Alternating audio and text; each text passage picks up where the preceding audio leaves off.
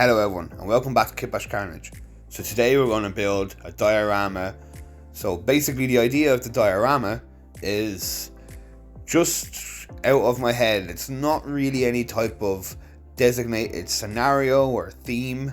I just had a few bits lying around and I decided why not make a fun little diorama, and then we can post it up as a video, and it will also tie into the big diorama that I am doing behind the scenes. I know I keep on saying, but I will show progress updates on that. Just as so far I've been trying to get through the backlog of videos that I have, so this is one of them, and then after I get through that backlog I'm going to start pumping out one and done videos. So instead of separating them into parts, it's just going to be one and done, and we're going to try stick on a topic basically instead of jumping all over the place.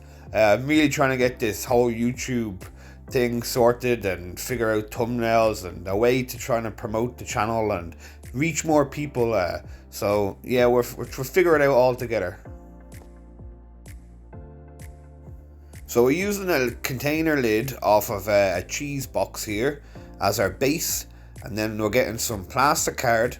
And we're basically just going to snip this plastic card up just into take little chunks out of it, basically to show destroyedness, or instead of having it all smooth, we're going to make it a bit rough. It adds towards the whole texture in the end and the outcome of the whole diorama.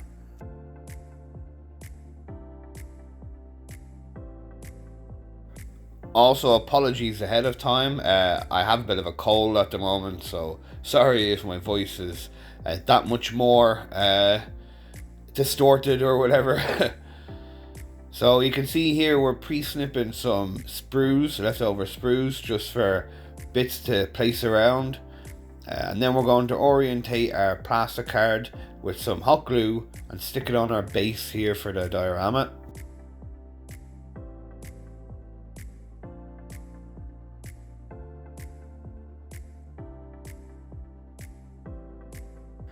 Just making sure you have a good bond with the base, as this is going to be the flooring of the whole diorama. You don't want any pieces kind of lifting off.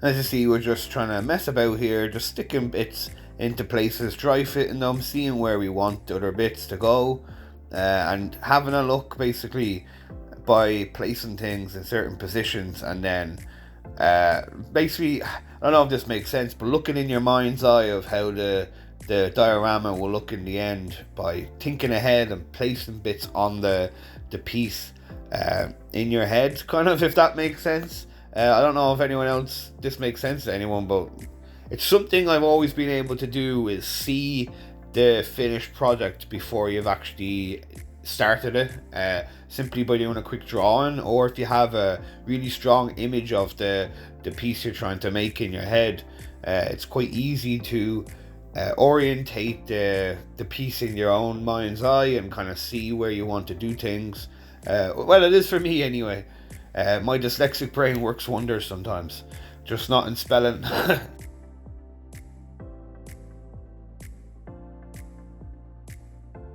So sticking a bit of XPS foam down just for the base for where the dreadnought kind of robot's gonna go, and then sculpting out some bits for texture and roughness, and then making sure you have an area for his feet to go. And then we're gonna just stick some of these statues down, and this is going to orientate the placement, or arrange basically the emplacement of everything else. So we'll put these down so they're not in the way. And then we will place other stuff down around it.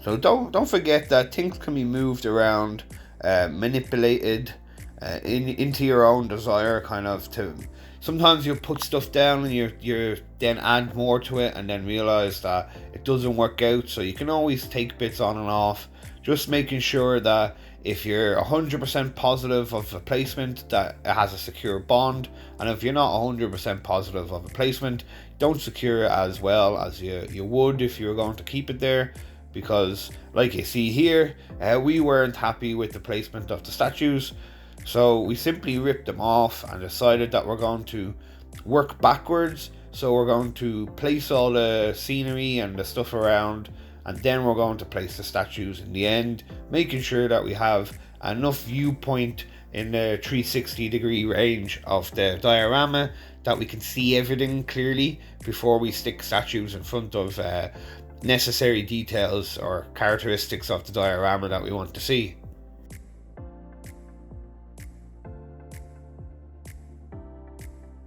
So here I'm just using it's basically a cobblestone or a rock formation roller. I'm just using this textured roller just to get the texture of blocks and stuff in the XPS foam. So we're using like a XPS foam archway here, and this is going to create the look of, like I said, a broken archway basically. Give more characteristics of the whole diorama, add more bulk to the whole thing. Because like you can see, the mech or the dreadnought type thing, the robot is on one side, which is giving a quite full and quite bulky look on that side. So also to mirror that, we're kind of putting this on the opposite side, and that has then its own big bulky kind of placement or characteristic thing on that side. So instead of having a big empty side and a side full with a giant character, we're then placing things in certain areas to fill out the diorama itself.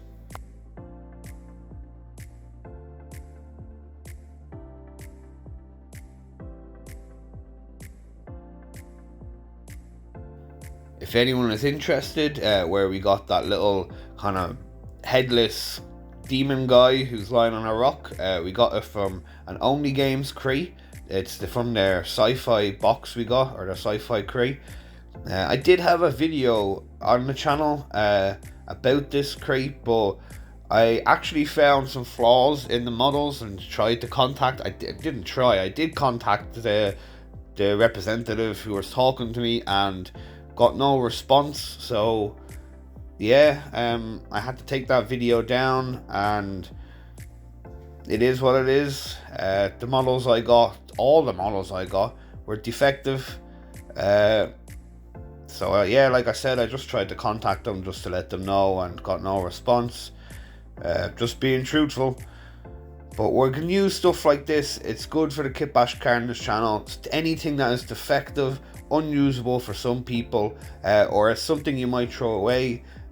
Fortunate enough for us, we can use it. So we'll just use this no matter what. It adds towards the aesthetics. Any defects we'll add on, and we will make our own, if that makes sense. We'll add towards the whole outcome and the look and the so-called lore of the diorama, what is happening.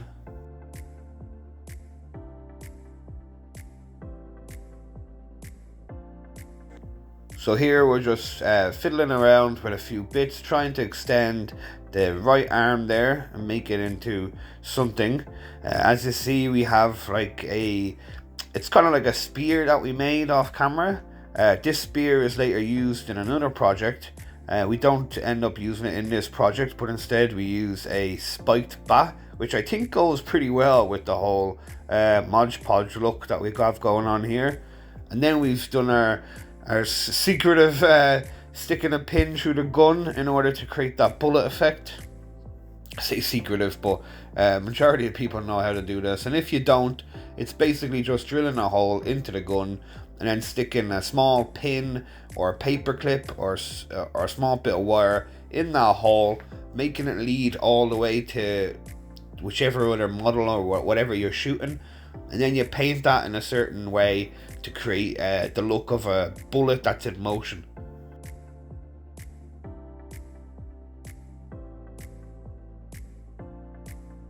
So just adding some more XPS foam around to create some rubble that has fallen down, and then we're getting a few bits here, creating a half orcish guy with the orc body and some kind of Renaissance looking legs here.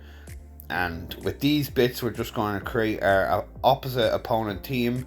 So the opposite team that's fighting this mech, we're going with a kind of a weird fantasy kind of dinosaur look here. As I said, I just found a few bits and thought of a cool diorama that could happen of like, I don't know if anyone knows, but there's a game called Ark Survival Evolved, and that's kind of where I've got the inspiration for this. It's as if you have kind of people who are in that realm, that Ark Survival Evolved world.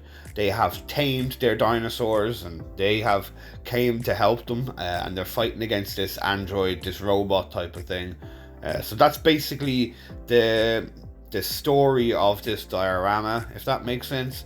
It's like a faction of kind of people or just characters who tame dinosaurs in order to use them for their will. Kind of like I don't know if they're called Groots, or they're Groots, like they're like the Tau, they're the animalish Tau people. But there's kind of like them and orcs and stuff, just anyone who uses animals or lizard men, like anything like that in the Warhammer world. But this is their own little take on that kind of faction. Just a few guys who banded together to save their home by using some dinosaurs as their weapons, basically.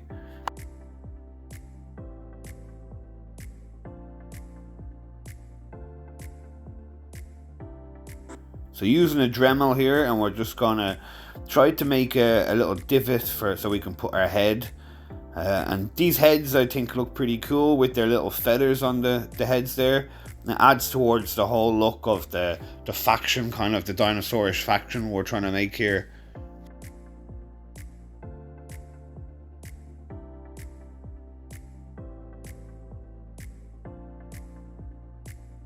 And then sticking a Tau gun. Correct me if I'm wrong what gun it is, but we're just sticking this Tau gun on here and then going back with some more shoulder pads, bulking it out and finishing off this guy. Yes, I shouldn't be using hot glue, but I'm too impatient sometimes, so dioramas and stuff like this, I tend to use hot glue because in the end I hide my crimes. But any singular models, singular miniatures that I'm doing, commissions if I ever were to have them, stuff like that, like, things I want to take my time on, I stay away from hot glue because of how messy it is. But things like this, like for instance that dollop of hot glue, instead of me now creating a saddle for the dinosaur, the dollop of hot glue has created that saddle. So afterwards, when we prime it, we go in and paint later down the line, we will paint that dollop of hot glue like a saddle kind of color and manipulate it to make it look like it's the guy sitting on a saddle and he's not just stuck there with some hot glue. So these things I think ahead of time, and it's kind of what you have to do when you work this fast without writing ideas down.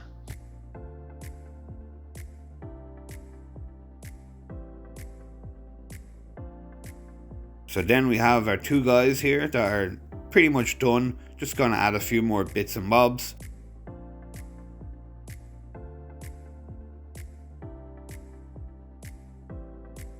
So using any type of bits that you find to add towards the guys to bulk them up, add more characteristics on them.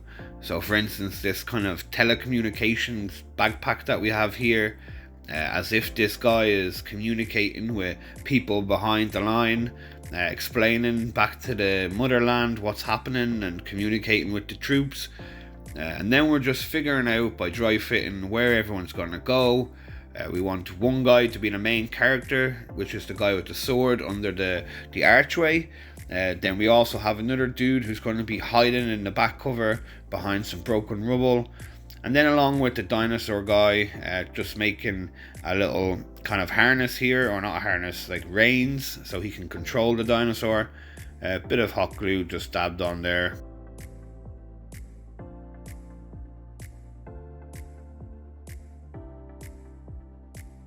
And then just making sure you snip off any excess, just to give that, to seal the look basically of it being reins, that the guy is controlling the dinosaur.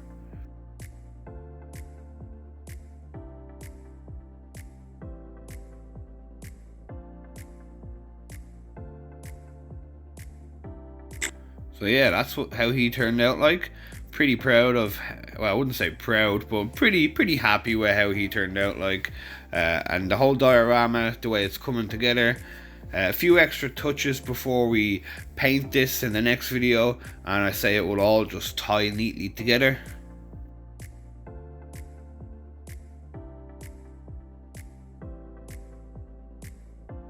Also, I do apologise for the terrible, shabby workmanship of the camera.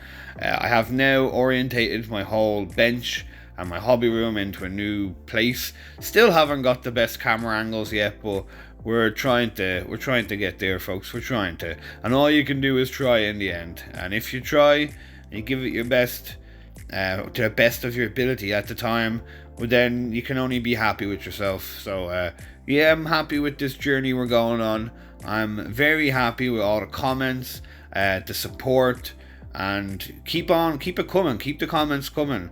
I have a few more videos to finish off, subscriber suggested videos, and there'll be the next videos that will be coming out. And then we're going to lead on to painting up our projects that we've done in past videos. Still can't speak. And once we paint all that stuff and get everything out of the way, we will then continue on to doing the one and done videos, whether it be making something in a video and it's done, or then making something and painting something. And also, if you don't know, we do lives. I randomly go live at different times during the week, depending on how much free time I have. So don't forget to hit that notification bell to be notified, because sometimes I will only announce that we're going live like 30 minutes before we go live. So hit that notification bell to be notified when we randomly go live.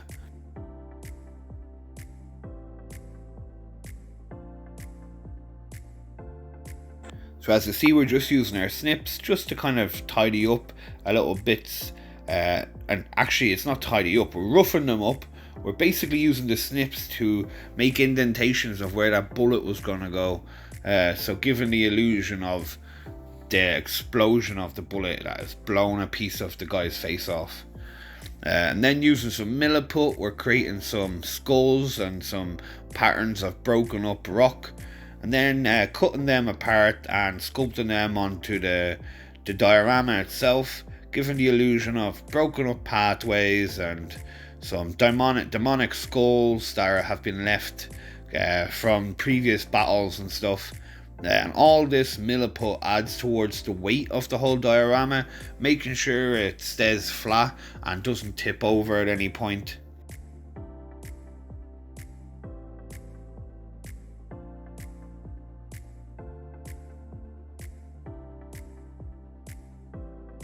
Also, we add some orc kind of banners and orc bits towards the robot, just giving it that bit more of a unique kind of look, making it stand out from the figure it was at the very beginning.